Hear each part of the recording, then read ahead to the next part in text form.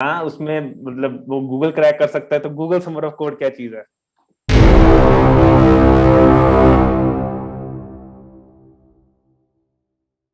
So hello guys, this side Kunalkar और आप देख रहे हैं टेक वार।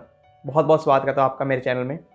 और काफ़ी दिनों से आप लोग मुझे मैसेज कर रहे थे, भैया हमें जी सॉक के बारे में जानना है, गूगल समर ऑफ कोड के, और हमें इसमें स्ट्रेटजीज जाननी है, एक रोड मैप जानना है, टिप्स एंड ट्रिक्स जाननी है, कैसे हमें गूगल को प्रपोजल भेजें, वो प्रपोजल हमारा एक्सेप्ट भी कर ले और जी सॉक में इन्वाइट कर ले, और ढेरों सारा जो मोनेटाइजिंग बोलते हैं, फंड्स बोलते हैं या फिर स्वैग्स बोलते हैं, गूगल की तरफ से हम कैसे पा सकते हैं। और वो जो फेम है ना कि गूगल समर ऑफ कोड में आप एक ओपन सोर्स कंट्रीब्यूटर थे, वो कैसे है।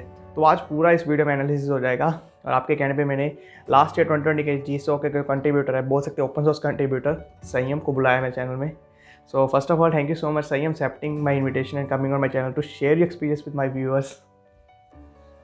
आई am really glad to be here. Sanyam, तो फिर आपके इंट्रोडक्शन से स्टार्ट करते हैं, बहुत इंतज़ार कर रहे हैं लोग।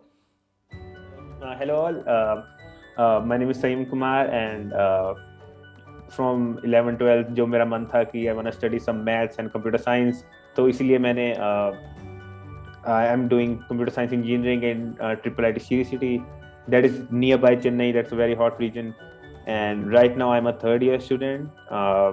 सो थोड़ा बहुत मैथ्स मुझे पसंद था, and that's why I was looking for Google Summer of Code in doing maths and probability. And I was a Google Summer of Code 2020 student, and Kunal invited me to share my experience. So I'm really excited how things go. तो काफ़ी अच्छा संयम ने बताया कि कैसे उन्होंने की जर्नी थी, और जी सॉक के बाद गूगल का जो आपके आगे एक नाम का एक बैच लगता है ना, गूगल समर ऑफ कंट्रीब्यूटर में गूगल की तरफ से, भाई बहुत अच्छा लगता है, काफ़ी अच्छा फील आता है। सारा जानकारी ले लेंगे आज संयम से और आप भी तैयार हो जाएंगे।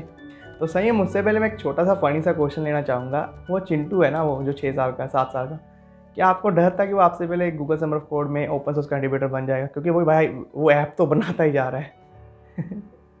हाँ, उसमें मतलब वो गूगल क्रैक कर सकता है, तो गूगल समर ऑफ कोड क्या चीज है? बहुत कम प्रिपरेशन गूगल के इंटरव्यू से लगती है Google Google summer of code के लिए। गूगल के इंटरव्यू के लिए तो कितने महीनों से सीपी करते रहना चाहिए बंदे को, या अगर वो डेटा साइंस में जा रहे हैं तो डेटा साइंस करते रहना चाहिए। चिंटू महान है, वो कुछ भी कर सकता है। गूगल समर ऑफ कोड क्या चीज है? तो ये तो रहेगा ही। तो सही है, मैं अब चलते हैं, फिर फटक से स्टार्ट करते हैं हम अपना। तो सही है, मैं फर्स्ट ऑफ ऑल पूछूंगा जी सॉक एक्चुअली है क्या, क्योंकि जो लोग टारगेट करना चाहते हैं उन्हें फर्स्ट ऑफ ऑल पता होना है कि जी सॉक एक प्रोग्राम है क्या। तो GSoC Google summer of code ये एक इनिशिएटिव है, program started by Google so that they can help newcomers get started with open source and can do very meaningful contributions to the open source organizations. तो open source organisations का है कि हम अपना code GitHub पे open source पे डाल देंगे, and we want people to see what we are building and can potentially contribute. तो नए पीपल ऑनबोर्ड करने के लिए गूगल का ये एक इनिशिएटिव है, जो कि पिछले 10-15 साल से चल रहा है और काफ़ी अच्छा चल रहा है। इससे हम we can get close to organisation and can contribute. तो यही है ब्रॉड सेंस में, और अभी हम एक्सप्लेन करेंगे। बिल्कुल बिल्कुल बिल्कुल बिल्कुल, ऐसे ही होगा। तो संयम, जी सॉक को एक्चुअली जो हम सबमिशन करते हैं, गूगल उसको वैल्यूएट कैसे करता है कि आप लोग ही ओपन सोर्स कंट्रीब्यूटर बन सकते हो, आप ओरिजिनल, आपने सही में ओपन सोर्स कंट्रीब्यूटर वाला मेंटली प्रिपेयर हैं और आप कर सकते हो, आपको अच्छी नॉलेज है, और उसके बाद फिर गूगल का जो बैच मिलता है वो कैसे होता है, वो बताइए। तो इवेल्युएट, सो एक हमारी जो प्रोफाइल, जो हम एक प्रपोजल लिख के सेंड करते हैं, वो इवेल्युएट हम्म। 2-3 बेसिस पे होता है। सबसे पहले तो हमें डिसाइड करना होता है कि इन विच ऑर्गेनाइजेशन और which project I want to contribute in, and then I want the person can actually start contributing with the good first issues. So सबसे पहले अपने contributions हम्म।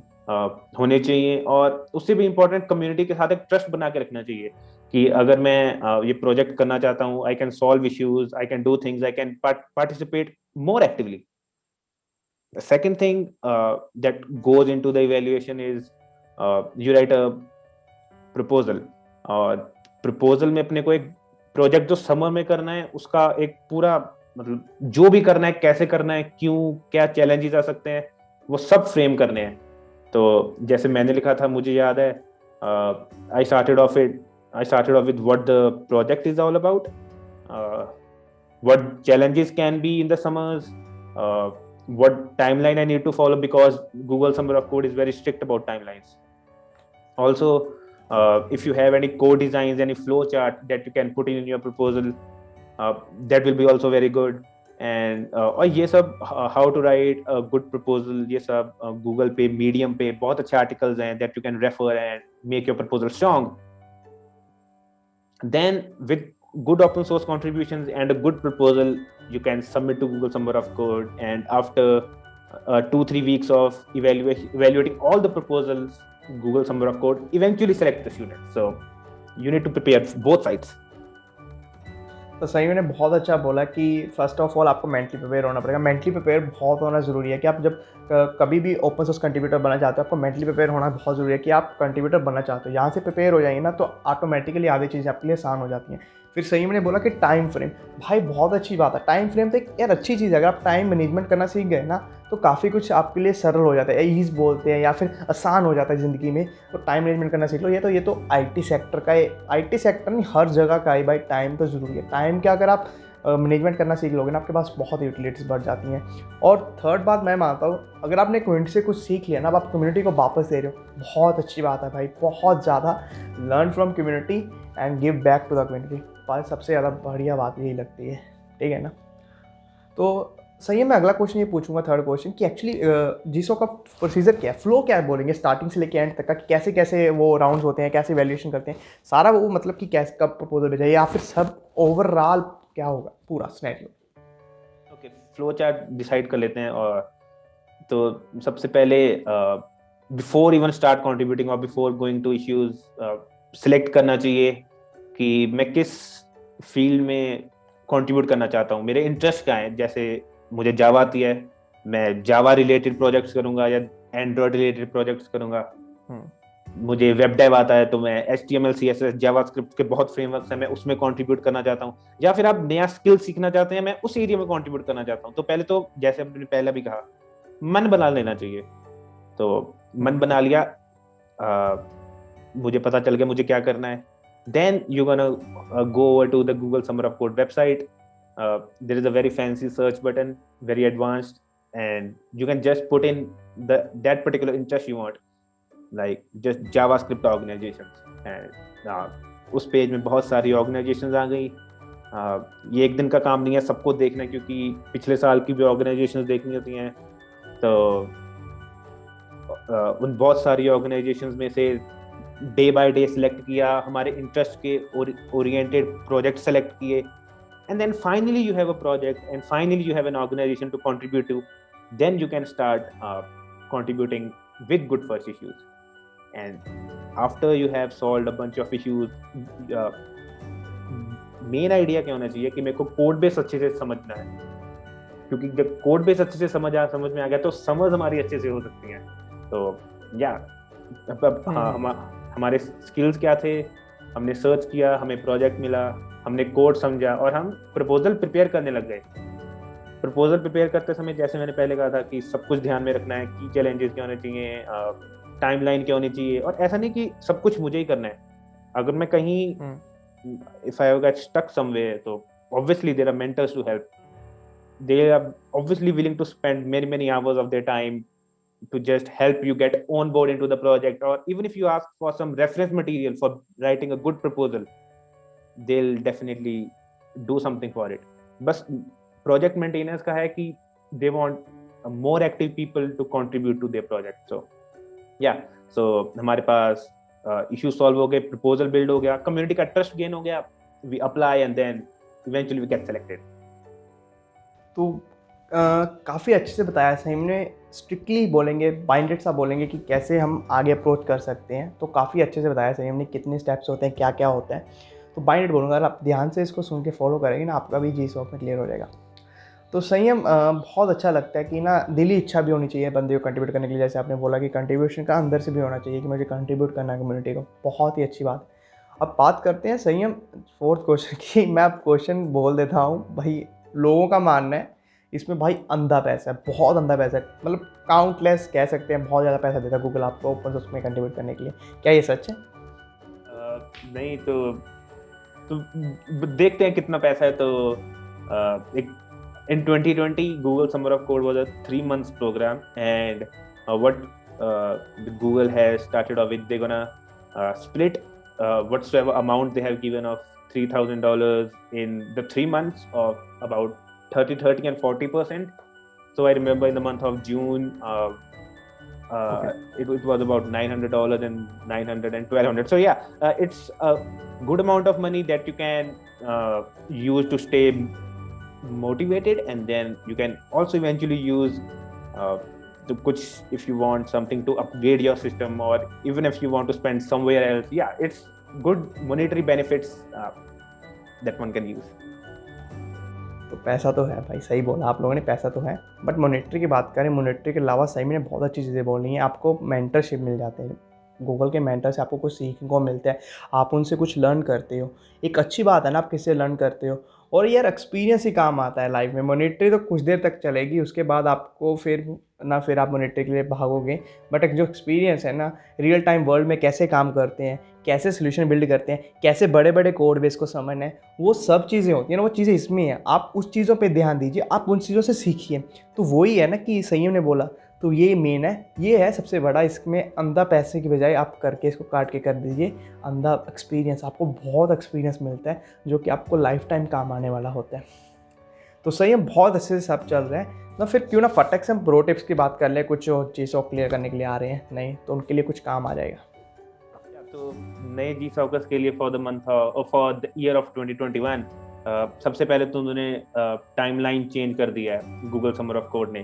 तो 3 महीने के काम को तो they want the students to complete और रिड्यूस द प्रोजेक्ट। सो अब उनके पास 2 महीने हैं और अप्रोक्सीमेट प्रोजेक्ट करने के लिए। तो सबसे पहले before you go anything, before you select anything, जैसे आपने कहा था कि मन बनाना बहुत जरूरी है। दूसरा कि मन बनाने के बाद सबसे बड़ा प्रो टिप तो मेरा यही है कि मन बन गया तो हो ही जाएगा, क्योंकि मेरा मन पाइथन और मैथ्स में था, मुझे पता था कुछ ना कुछ तो कर ही लेंगे कहीं किसी ना किसी ऑर्गेनाइजेशन में। कंट्रीब्यूट हो भी गया तो सिलेक्ट जो हुए ना हुए वो अलग बात है, एक अच्छा कनेक्शन तो बन गया। मुझे याद है कि एक स्टेज ऐसा भी आता है कि इशू सॉल्व नहीं हो रहा होता बहुत हाथ पैर मारने के बाद, तो या अच्छा कनेक्शन बन जाता है कि वो भी रियली देखते हैं कि person is really doing something in stuck, तो हेल्प करने ऑब्वियसली आएंगे। तो या प्रो टिप सबसे बड़ा ये है कि मन बन गया फिर सब कुछ हो गया। एक और प्रो टिप है, तो एक और क्वेश्चन जो मुझे स्टूडेंट्स पूछते हैं कि देखो मैं कंट्रीब्यूट कर रहा हूँ पर ये जो कोड बेस है ये छोटा नहीं है, बहुत बड़ा है। तो इस बड़े वाले कोड को हम समझेंगे कैसे? तो बड़ी चीज ऐसे एक दिन में तो समझ नहीं आएगी। तो मैं कैसे स्टार्ट करता हूँ, किसी भी कोड जो ऑर्गेनाइजेशन लिखती है उसके टेस्ट केसेस लिखे जाते हैं। तो वी गोना स्टार्ट फ्रॉम, आप सबसे पहले रीडमी देखो प्रोजेक्ट करता क्या है, उसके टेस्ट केसेस देखो कि टेस्ट केस कैसे लिखे हैं, तो पता चल जाएगा कोड क्या कर रहा है। तो टेस्ट केस देखे कोड देखा, टेस्ट केस देखे कोड देखा, ऐसे रिपीटेटिवली एक हफ्ता करेंगे तो कुछ ब्रॉड अंडरस्टैंडिंग शुरू हो जाएगी। तो इश्यूज अच्छे से भी सॉल्व होंगे, मन भी लगेगा, तो ये सब तो फिर हो ही जाएगा, उसमें तो कोई शक ही नहीं है। बहुत अच्छा बोला। बात है मन के जीते जीत, मन के हारे हार। अगर आप मन से जीत गए हो ना तो आपको कोई नहीं हरा सकता, आप तैयार हो चुकी हो। बहुत अच्छा बोला, मज़ा आ गया मुझे तो। और जो आपने कोड बेस की बात की ना, मैं बता देता हूँ अपने व्यूअर्स को, जो भी भाई रियल टाइम वर्ल्ड में जो एप्लीकेशंस होती हैं उनका बहुत बड़ा कोड होता है। ये हम लोग छोटा छोटा जो सीखते हैं ना डेमो ट्यूटोरियल से, वो लर्निंग के होते हैं। जब बड़े काम प्रोजेक्ट्स में काम करते हैं ना तो वाइडर एम में हमें सबको कोलैब करना होता है, तो काफ़ी फाइल्स हो जाती हैं, बंडल ऑफ कोड्स हो जाते हैं, मॉड्यूल्स हो जाते हैं।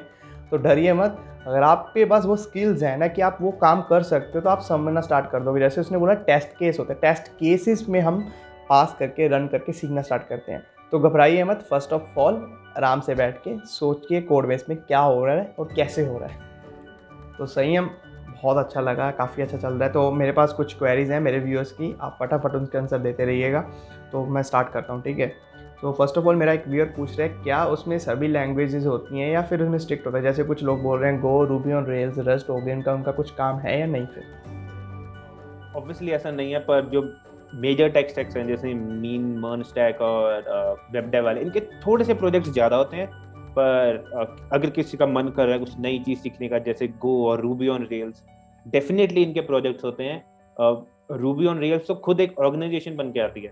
तो या तो हर एक चीज़ का प्रोजेक्ट होता है, बायो से रिलेटेड, साइबर सिक्योरिटी से रिलेटेड, और रोबोटिक्स के, if you want to go in all the motion sensors, Arduino के रिलेटेड। सो मतलब आईओटी से लेके बायो तक सब कुछ होता है। चलिए ये भी अच्छा है, तो सभी लैंग्वेजेस हैं, आप डरिए मत। और सही, हम सेकंड क्वेश्चन में पूछ रहे हैं कि क्या हमें गूगल प्लेसमेंट के पीपीओ का ऑफर्स वगैरह मिल जाते हैं क्या हमें गूगल की तरफ से?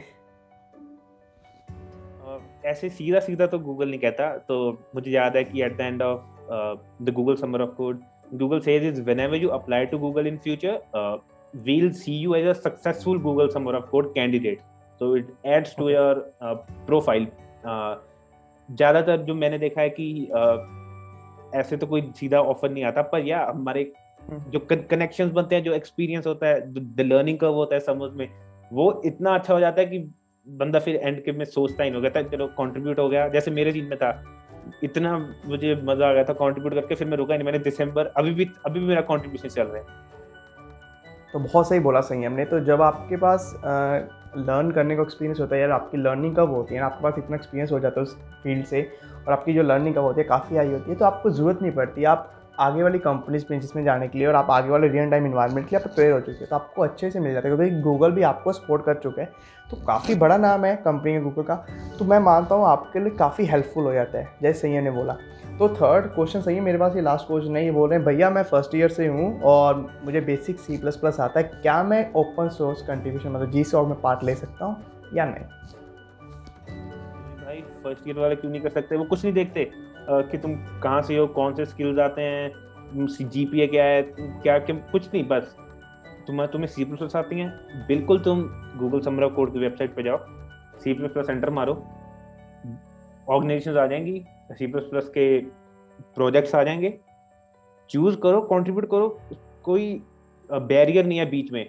बस एक गिटहब पे अकाउंट होना चाहिए, या गिटलैब जहाँ भी उनका कोड है। तो बिल्कुल फर्स्ट ईयर्स वाले कर सकते हैं। इवन या एलिजिबिलिटी क्राइटेरिया में you can be a college student, तो मैटर नहीं करता, फर्स्ट ईयर, PhD, M.Tech वाले, मास्टर्स वाले, पोस्ट डॉक्टोरल्स, सब ओपन, सब कर सकते हैं। तो सारे ओवरऑल आंसर्स हो चुके हैं भाई, तुम अप्लाई कर दो फटाफट, जिसने मुझे पूछा था, तुम बन सकते हो बिल्कुल, बेशक डरो मत, अप्लाई कर दो आज ही। और सही है, हमने सारा ओवरऑल सिनेरियो कवर कर लिया है, काफ़ी कुछ था जिसमें हमने पूरा क्लियर कर दिया कि क्या होना चाहिए, क्या कब कब कैसे, क्या कैसे होना, कब नहीं, ये सब हो चुका है, तब सब हो चुका है भाई। तो इस वीडियो में गाइज इतना ही, और सही, थैंक यू सो मच, तुमने आज टाइम दिया हमारे व्यूअर्स में और काफ़ी कुछ बताया GSOC के बारे में। तब तक ले गाइज बाय, पर सब्सक्राइब कर दो चैनल को और वीडियो को लाइक भी कर देना।